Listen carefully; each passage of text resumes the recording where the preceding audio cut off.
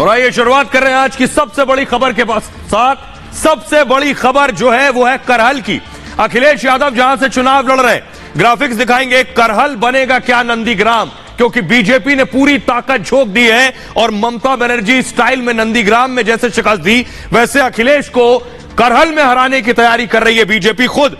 आज योगी आदित्यनाथ अखिलेश के गढ़ करहल में थे। तस्वीरें मैं आपको दिखा रहा हूं, योगी आदित्यनाथ को आप देख रहे हैं और खुद भूपेश बघेल योगी का हेलीकॉप्टर जब करहल में उतरा वो तस्वीरें दिखा रहे हैं। एम्बियंस भी सुना सकते हैं आप। अगली तस्वीर मैं दिखाऊंगा।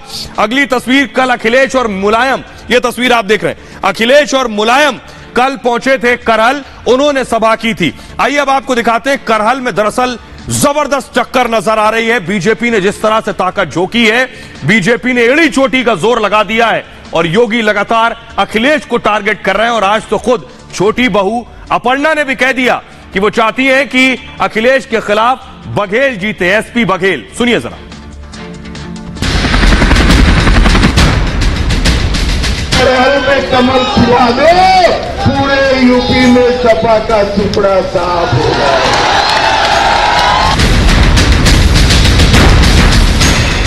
मैनपुरी है, करहल है, भोगांव है, किसनी है, चारों पर भारतीय जनता पार्टी जीतेगी। केवल आप वोट डाल दोगे तो उत्तर प्रदेश की सबसे बड़ी जीत करहल की जनता समाजवादी पार्टी को दिलाएगी। नेताजी आए नहीं है, नेताजी लाए गए हैं। उनको लाने का मतलब है साइकोलॉजिकल, वो चुनाव हार चुके हैं। एसपी सिंह बघेल साहब के जहां तक है वो बहुत बड़े वरिष्ठ भारतीय जनता पार्टी के लीडर हैं और उनको वहां से जीतना चाहिए।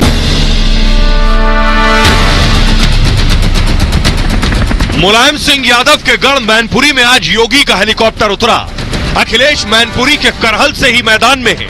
20 फरवरी को तीसरे चरण में चुनाव है और योगी अखिलेश को सीधे चुनौती देने उनके दुर्ग में पहुंच गए और सीधे अखिलेश मुलायम की एक दिन पहले हुई करहल में रैली पर निशाना साधा।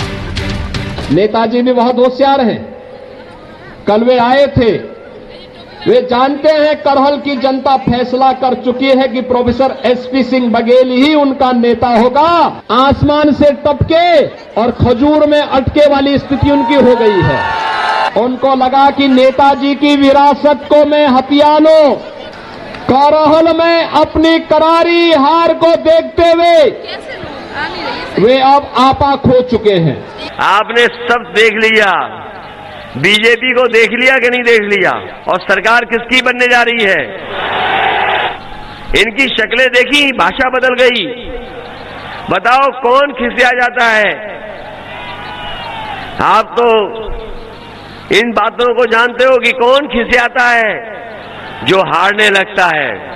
ये करहल की जनता को बधाई देना चाहूंगा कि जब अखिलेश जी ने उत्तर प्रदेश में पिक एंड चूज किया होगा, सर्व से सीट उन्होंने छांटी और उस पर जब इतना टफ कंपटीशन वो मान रहे हैं तो इसका मतलब समाजवादी पार्टी यूपी में बहुत बुरी तरह से हार रही है। आर भारत में ही मैंने सुना था 31 तारीख को मैंने रात 9 बजे न्यूज देखी तो आपने कहा कि वो ये कह के गए हैं कि अब वो नहीं आएंगे, 10 मार्च को 40 दिन बाद आएंगे। मेरे जैसे छोटे कार्यकर्ता को घेरने की कोशिश की, यही हमारी जीत हो गई है। अखिलेश ने कहा था नहीं आएंगे, वो यहाँ 2 बार आ गए।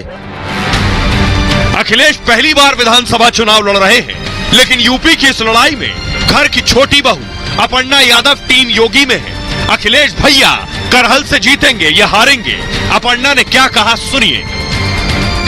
अखिलेश यादव वहां से पर्चा जब भरे तब से समाजवादी पार्टी कह रही है कि एक तरफा ये लड़ाई है। आपको लग रहा है एसपी बघेल वहां टक्कर दे पाएंगे अखिलेश यादव को? नहीं, डेफिनेटली बघेल साहब का भी एक बहुत अच्छा नाम है, केंद्रीय नेतृत्व में रहे हैं वो, और वो कोई छोटे मोटे पॉलिटिशियन नहीं है। अपनी जमीन उन्होंने तैयार करी है, डिप्टी एसपी थे पहले। करहल की लड़ाई में क्या दिखता है, क्या अखिलेश यादव या एसपी सिंह बघेल, क्या लग रहा है? देखिए, मेरा पूरा समर्थन भारतीय जनता पार्टी के साथ है और एसपी सिंह बघेल साहब के जहां तक है वो बहुत बड़े वरिष्ठ भारतीय जनता पार्टी के लीडर हैं और उनको वहां से जीतना चाहिए। श्री राम राम रामे रमे रामे मनोरमे सहस्त्र नाम तातुल्यम राम नाम वराणने। तो आइए अब सवाल यह है कि क्या करहल नंदीग्राम बनने वाला है? क्या ऐसा होगा? क्या नंदीग्राम जैसी स्थिति अखिलेश के सामने भी करहल में होने जा रही है? देखिए, ये चेहरों को पहचानिए जरा। अखिलेश यादव, योगी आदित्यनाथ के पीछे देखिए फौज, एसपी बघेल है, स्मृति ईरानी है और शुभेंदु अधिकारी हैं। अखिलेश के पीछे राहुल है, राहुल के पीछे ममता है। तो आइए आपको बताते हैं, बीजेपी की कोशिश है कि अमेठी नंदीग्राम को दोहरा दें, यानी अखिलेश के गढ़ में अखिलेश को हरा दें। याद कीजिए 2021 में क्या हुआ, ममता बनर्जी को उनके गढ़ नंदीग्राम में हराया बीजेपी ने। शुभेंदु अधिकारी जो बीजेपी के कैंडिडेट थे, उन्होंने ममता को शिकस्त दी। 2000 वोटों से ममता बनर्जी को उनके गढ़ में हराया। बेशक बीजेपी बंगाल नहीं जीत पाई, लेकिन दीदी को बड़ी हार दी, उनके गढ़ में हराया। करहल में बीजेपी की यही रणनीति है। करहल में बीजेपी ने इसीलिए एसपी बघेल को उतारा है अखिलेश यादव के खिलाफ। शुभेंदु की तरह बघेल मैदान में है इस बार। करहल में अखिलेश और बघेल की सीधी टक्कर है आमने सामने। 2019 याद करिए, बीजेपी ने 2019 में अमेठी में राहुल को हराया, शिकस्त दी, जो गांधी परिवार का गढ़ था। गांधी परिवार के गढ़ की तरह दीदी को उनके गढ़ नंदीग्राम में और राहुल गांधी को उनके गढ़ अमेठी में शिकस्त दी। स्मृति ईरानी ने राहुल गांधी को मात दी और 55,000 वोटों से राहुल की हार हुई थी। यह बताता है बीजेपी की रणनीति यह है, उसी तरह अखिलेश के गढ़ में अखिलेश को किसी तरह हराया जा सके। सीधे आइए आपको लिए चलते हैं करहल। करहल के लोग क्या कह रहे हैं, क्या कांटे की टक्कर है, क्या अखिलेश यादव और बीजेपी के उम्मीदवार एसपी बघेल के बीच जबरदस्त मुकाबला है? सुनिए जरा करहल के लोगों को। ये भी आने चाहिए, गुंडागर्दी खत्म है, बिल्कुल शान से जी रहे हैं और शान से खा रहे हैं, किसी का ठीक है। अखिलेश यादव क्यों, बेरोजगारी बहुत ज्यादा बढ़ गई है और गैया सब खेत खाए जाती, परेशानी बहुत ज्यादा है। हाँ, यही मुद्दा है। शिक्षा व्यवस्था सब ध्वस्त हो गई है, बच्चे। अखिलेश यादव इसीलिए गायें खेत खा रही हैं और बच्चे पढ़ने नहीं जा पा रहे, स्कूल में लॉकडाउन लग रहा है। हाँ, यही दिक्कतें हैं सब। ये बीजेपी के कुछ काम ऐसे हैं जो लोगों को अच्छे लगे हैं और उसमें अमन चैन मिला है, लोगों को सुख शांति मिली है। दंगाई तो भाजपा सरकार में, सपा सरकार में दंगाई ज्यादा होती है। एसपी बघेल आएंगे, इसलिए क्योंकि उनकी सरकार दंगे वगैरह बहुत होते हैं। एसपी बघेल क्यों? क्योंकि हमें बीजेपी से बहुत सभी प्रकार की सुविधाएं मिलती हैं। अच्छा। यहाँ तो साइकिल है सब, सिर्फ साइकिल टोटल साइकिल है। बीजेपी कुछ नहीं कर पाएगी, यहाँ तो साइकिल ही है। नहीं तो साइकिल है, वो तो साइकिल है, साइकिल। भैया क्या यहाँ कोई काम ही नहीं हो रहा है, कोई काम नहीं हो रहा है। बच्चों की पढ़ाई निरस्त हो गई है, क्या होगी, सब बच्चों की जिंदगी खराब हो रही है। ये साइकिल का तो अब कुछ भी नहीं है, चारों तरफ बीजेपी की लहर है और गुंडा राज खत्म करना चाहती है जनता और राम राज लाना चाह रही है। अरे यहाँ तो कमल खिल रहा है, इसलिए खिल रहा है कि विकास के मुद्दे के ऊपर खिल रहा है और गरीब जनता जो है परेशान है, तो मुझे इसलिए यहाँ कमल खिल रहा है। अखिलेश की हवा चल गई, अखिलेश की हवा चल गई। करहल में भी वहाँ से कहल तो है ही उनका गढ़, पूरी यूपी की बात कर रहा हूँ मैं। अखिलेश भैया आ रहे हैं यहाँ पे, नौजवान सब बेरोजगार है इसलिए आ रहे हैं, और क्या है, गायों से आदमी किसान परेशान है। कमल ही खिलेगा, साइकिल तो पंचर हो गई है। जनता जिसको चाहेगी वो उसको होगी। इस समय इनके विरोध में है, क्योंकि इनकी गुंडागर्दी और इनके अत्याचारों से जनता त्रस्त है। तो करहल की फिजा आपने देख ली, करहल के लोग क्या कह रहे हैं। लेकिन योगी आदित्यनाथ करहल से पहले मुलायम के पूरे गढ़ मैनपुरी में थे। ये तस्वीरें हम आपको दिखा रहे हैं। जब योगी मैनपुरी में पहुंचे, योगी आदित्यनाथ मैनपुरी में थे, तो योगी ने सीधे सीधे अखिलेश के परिवार पर हमला किया। दूसरी तस्वीर में दिखाऊंगा, योगी के निशाने पर थे, ये देख रहे हैं चाचा शिवपाल को। योगी के निशाने पर चाचा शिवपाल थे। कल की तस्वीर मैं दिखाने जा रहा हूं, तस्वीर दिखाइए जरा। तस्वीर यह है कि मुलायम सिंह यादव अखिलेश के रथ बस में बैठे थे, इधर अखिलेश थे, और शिवपाल की दूसरी तस्वीर जिसमें शिवपाल हत्थे पर बैठे, वो तस्वीर मैं दिखाऊंगा कि ये शिवपाल पीछे खड़े। योगी आदित्यनाथ ने इसी पर खिंचाई की शिवपाल की, वो तस्वीर मैं दिखाऊंगा। ये तस्वीर देखिए जरा, अखिलेश अंदर लेकर चल रहे थे और शिवपाल बाहर खड़े थे। फुल स्क्रीन जरा इस तस्वीर को लेंगे हम, देखिए जरा। अखिलेश यादव फुल स्क्रीन इसको लेंगे। अखिलेश यादव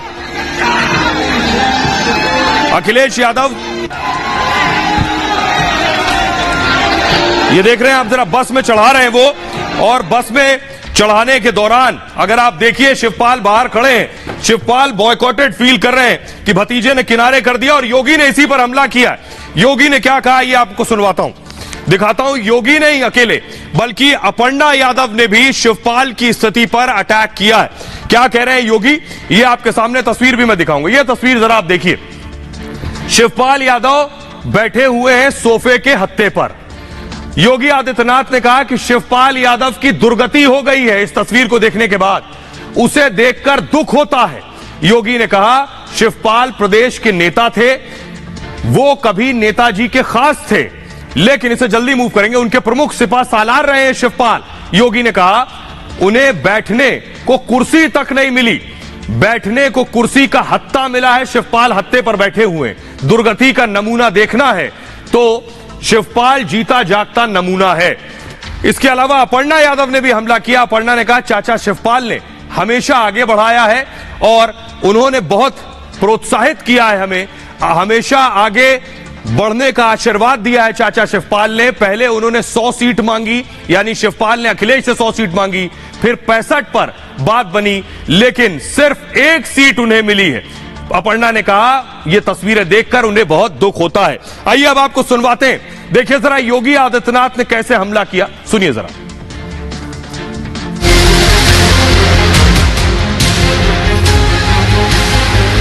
रिश्ता भले ही चाचा भतीजे का हो, लेकिन दोनों के बीच सियासी अदावत किसी से छिपी नहीं। मौसम चुनाव का है तो चाचा शिवपाल हो या भतीजे अखिलेश, विरोधी हर तस्वीर के मायने भी निकालेंगे और मतलब भी। योगी ने भी लगे हाथ शिवपाल के जख्मों पर नमक लगा दिया। बेचारा शिवपाल जो प्रदेश का नेता था, कल उसको बैठने के लिए कुर्सी भी नहीं मिली। कैसे वहां कुर्सी नहीं मिली और वहां मुंह लटकाए बैठा था। क्या दुर्गति थी उसकी, और वह दुर्गति देखते हुए मुझे तो कल बड़ा लग रहा था कि कहां ये प्रदेश भर में घूमता था, हजारों लोग उनके साथ जाते थे। नेताजी का प्रमुख सिपा सालार हुआ करता था और कल उस बेचारे को कुर्सी का हत्था मिला बैठने के लिए, कुर्सी का हत्था। यानी आज के दिन पर अगर किसी व्यक्ति को आप दुर्गति का जीता जागता नमूना देख सकते हैं तो शिवपाल यादव उसका एक जीता जागता नमूना आपको मिल जाएगा। चाचा शिवपाल पर योगी का हमला तो समझ आता है, लेकिन घर की छोटी बहू अपर्णा भी चाचा की हालत पर दुख जता रही है। ये चाचा जी के, शिवपाल जी के खुद के वर्ड्स थे कि पहले मैंने 100 सीटें मांगी, फिर उन्होंने कहा कि मैंने 65 कहा, फिर मैंने कहा 45, फिर उनको 1 मिली। तो डेफिनेटली उनको जो है साइज डाउन किया गया। अब वो उनके मन में क्या दुख है, क्या वेदना है, ये तो वही बता सकते हैं। पर बाहर से जो दिख रहा है वो सभी के लिए उन्होंने ही अपने वक्तव्य में ये कहा था। ये अपर्णा यादव के नहीं, ये चाचा जी के शब्द है, शिवपाल जी के शब्द है।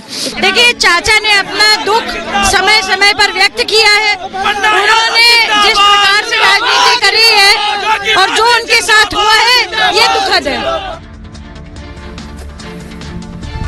और आइए आपको बताते हैं अब हम कि कैसे योगी ने हमला किया, वो तो आपने देख लिया, लेकिन योगी यही नहीं रुके।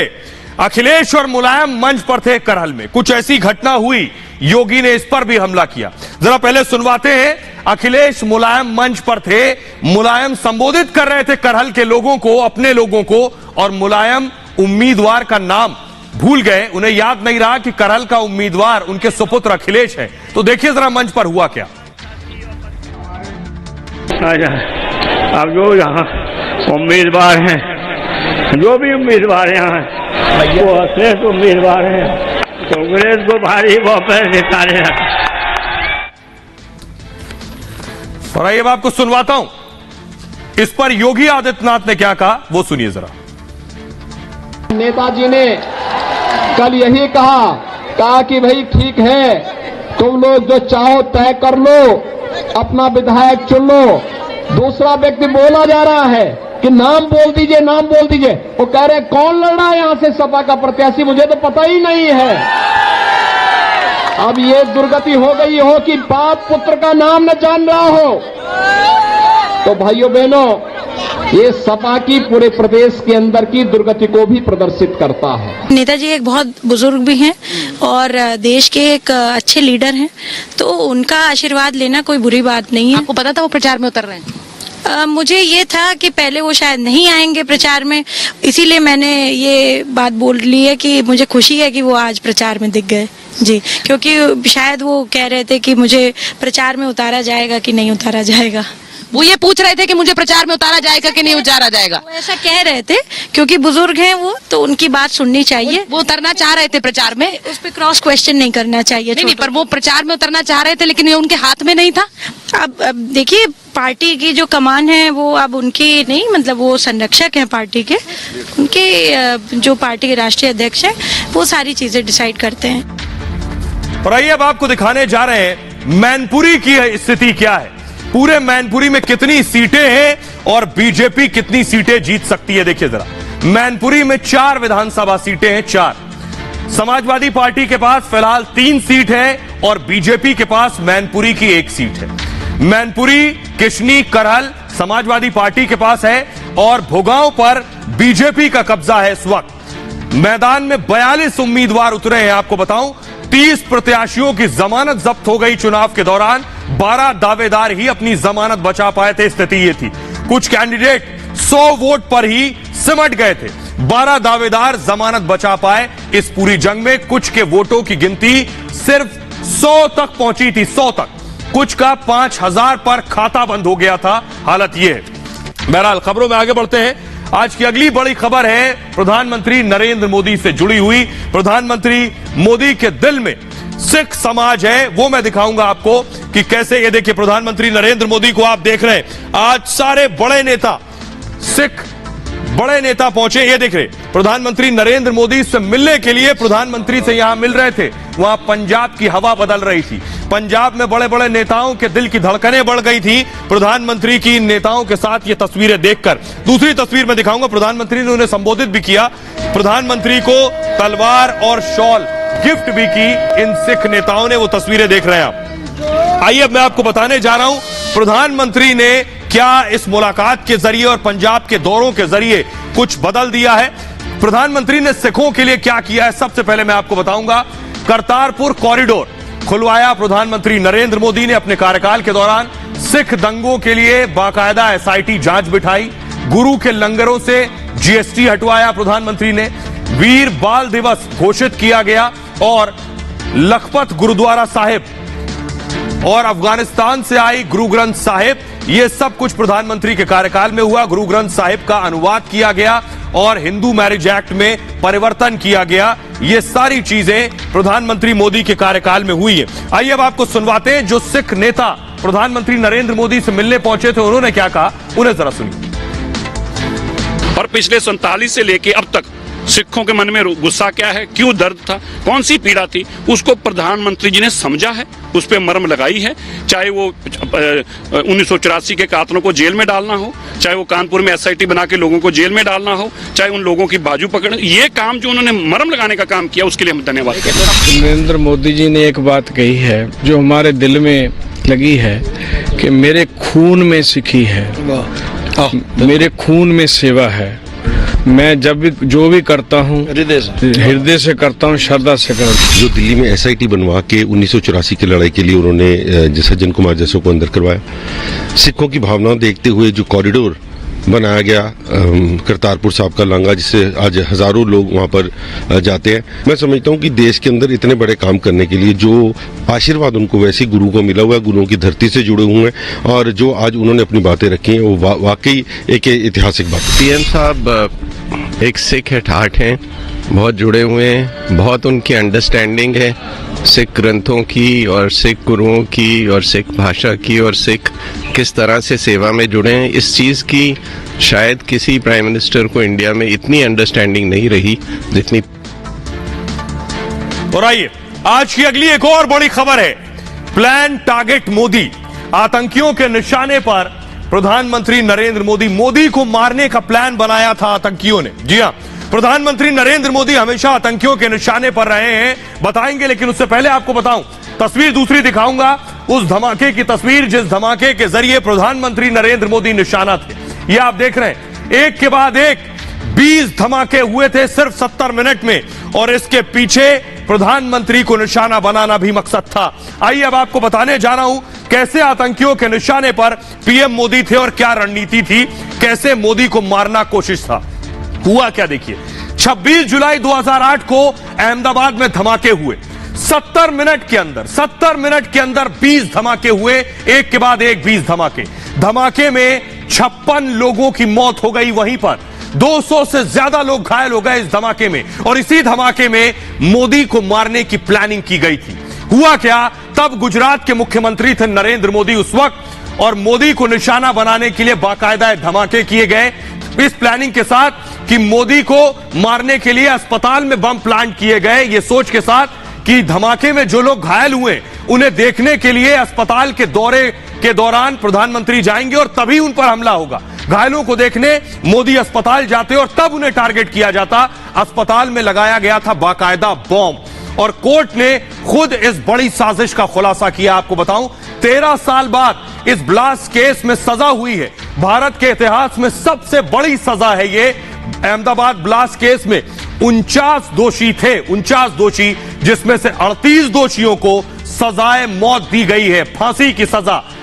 11 दोषियों को उम्र कैद की सजा कोर्ट ने सुनाई है। आइए आपको तस्वीरें 2008 की, उस वक्त की तस्वीर दिखा रहा हूं जब प्रधानमंत्री मोदी अस्पताल पहुंचे थे। यह तस्वीर आप देख रहे हैं, पीएम मोदी जब अस्पताल पहुंचे थे। फुल स्क्रीन अगर ये तस्वीरें दिखाऊं मैं, 2008 की तस्वीरें, उस वक्त वो मुख्यमंत्री हुआ करते थे पीएम मोदी।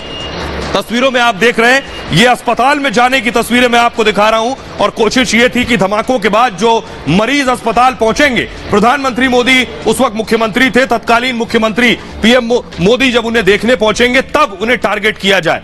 आइए अब आपको बताता हूं कि कैसे प्रधानमंत्री मोदी को टारगेट करने का ये जो प्लान था इसे डिकोड किया गया। वो कैसे संभव हुआ वो आपको दिखाने जा रहा हूं। ये देखिए जरा, हुआ ये कि 20 धमाके के बाद इन्वेस्टिगेशन और जांच शुरू हुई, क्योंकि 20 धमाके हुए थे, पूरा देश दहल गया था। एटीएस और इंटेलिजेंस ने जांच को तेज किया। 350 पुलिस अफसर की टीम बनाई गई, 350 पुलिस अफसर इन्वेस्टिगेट कर रहे थे। 4 महीने तक जांच चलती रही, और हालात ये थे 4 महीने अधिकारी अपने घर तक नहीं गए। जांच के दौरान जांच टीम ने लगातार दिन रात काम किया और जल्द से जल्द केस को सुलझाने का दबाव था उनके ऊपर। अहमदाबाद के दाड़ी लिमड़ा से सुराग मिला सबसे पहले, बम बनाने की कड़ी जांच टीम के हाथ लगी, और यहीं से आतंकी गतिविधि के पक्के सबूत मिले जांच टीम को। कर्नाटक से आतंकी को पकड़ा गया और उज्जैन से भी आतंकवादी को पकड़ा गया। ये वो जगह है जहां से आतंकियों को पकड़ के लाया गया। लखनऊ से भी मास्टरमाइंड पकड़ा गया। आपको बताऊं, धमाके में यूपी के आजमगढ़ का कनेक्शन भी सामने आया है। आजमगढ़ का अबू बशर इसका मास्टरमाइंड था। आजमगढ़ से कई लोगों से पूछताछ की गई है। आजमगढ़ के 6 दोषियों को आज सजा भी सुनाई गई है। और योगी आदित्यनाथ ने आज हमला किया। योगी आदित्यनाथ ने सीधे समाजवादी पार्टी पर हमला किया है इस आतंकी कनेक्शन को लेकर। सुनिए जरा योगी को। तो समाजवादी पार्टी की सरकार ने जो सबसे पहला फैसला लिया था आतंकवादियों के मुकदमों को वापस लेने का, उनकी संवेदना केवल और केवल आतंकवादियों के प्रति थी। और चाहे वह 2012 की घटना रही हो और चाहे वह आज न्यायालय के द्वारा फांसी की सजा प्राप्त होने वाला वह आतंकी हो, जिसके कारण दर्जनों लोग गुजरात के अंदर मारे गए थे। समाजवादी पार्टी का हाथ आतंकियों के साथ, ये उनकी स्पष्ट झलक हम सबके सामने प्रस्तुत करती है। तो योगी आदित्यनाथ ने चुनाव के दौरान सीधे एसपी पर हमला किया, लेकिन सोचिए प्रधानमंत्री मोदी क्यों आतंकियों के टारगेट पर? लोग क्या कह रहे हैं, जरा उन्हें सुनिए। आतंकवादियों को खात्मा कर रहे हैं मोदी, इसलिए जो वो आतंकवादी निशाने में ले रहे हैं। बिल्कुल इसमें कोई जो राय नहीं है। अब जो प्रधानमंत्री मोदी जी हैं उनका विजन बिल्कुल साफ है, काम भी अच्छा करें, लोकप्रियता में बहुत आगे हैं, तो डेफिनेटली मतलब निशाने पर तो रहेंगे। जो गलत लोग हैं वो किसी को भी निशाना बना सकते हैं। गलत लोग हैं, किसी भी धर्म से हो, किसी को भी निशाना बना सकते हैं। तो गलत है, जो भी कर रहा है वो गलत है, किसी भी समुदाय से हो। हिंदू समर्थक नेता के रूप में है, जिसको यहाँ पे लोग पसंद नहीं करते। इस वजह और फिलहाल ये भारत की बात है में इतना ही। आप अपना बहुत ख्याल रखिए। एक छोटे से ब्रेक के लिए रुक रहे हैं, लौट रहे हैं कुछ और बड़ी खबरों के साथ।